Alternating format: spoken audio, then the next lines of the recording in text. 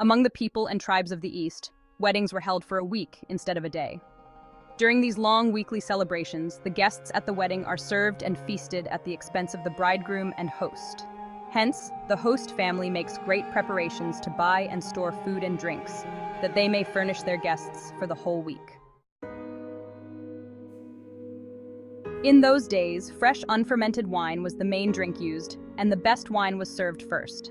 This was reasonable because the wine fermented over time and would surely ferment by the end of the week, at a time when man had little technology to preserve fruit juice. Serving fermented alcoholic wine will make the guests so drank that they cannot stay sober throughout the weekly celebrations. Hence, the fresh juice was served first, which inevitably became stale over time. This stale, almost fermented wine was then served last. On the hills of Cana, close to Nazareth in Galilee, a family wedding was ongoing. Mary and Joseph, the parents of Jesus, were closely related to the groom.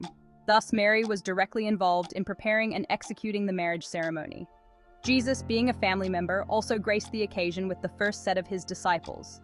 Having just returned from the baptism at the Jordan and the 40-day fasting and temptation in the wilderness, he was lean and emaciated. Midway through the feast, the wine finished, and the organizers of the wedding were understandably alarmed and troubled. Mary, being one of the organizers, saw no other means of averting the shame and disgrace on the family than to appeal to her son, in whom she had perfect trust and faith. Rushing to him, she quietly whispered, "They have no wine." With a look of earnestness and worry, Mary tells Jesus that there is no wine for the guests at the feast. Jesus had not performed any miracle publicly, but Mary had absolute faith and trust in his abilities to rescue the situation.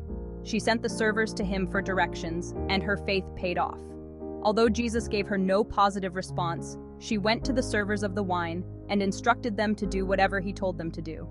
What a woman of faith! Heeding her instructions, they went to Jesus, who asked them to fill the wine drums with water and fetch from there to serve the guests.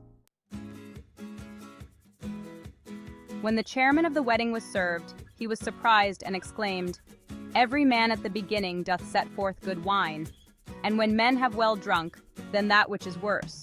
But thou hast kept the good wine until now."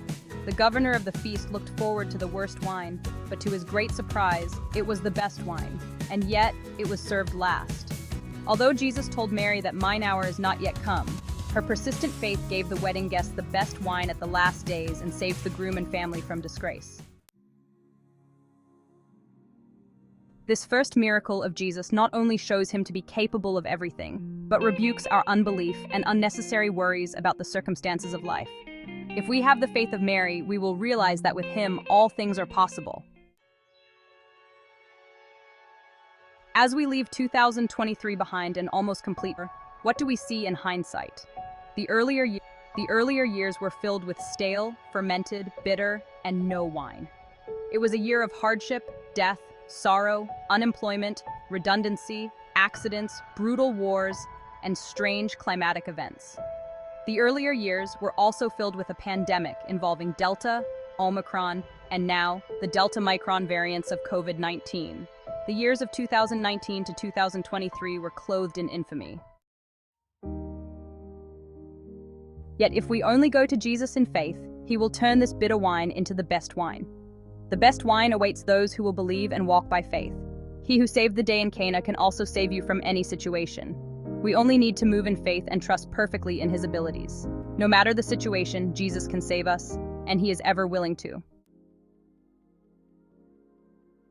May the remaining months in 2024 and 2025 give us the best wine, far better than any that our forefathers have ever had. As we closely journey through the end of this year, may the grace of Christ turn all our sorrows, tears, and fears into joy with a drink of the best wine. A blissful and blessed end of year Sabbath to all.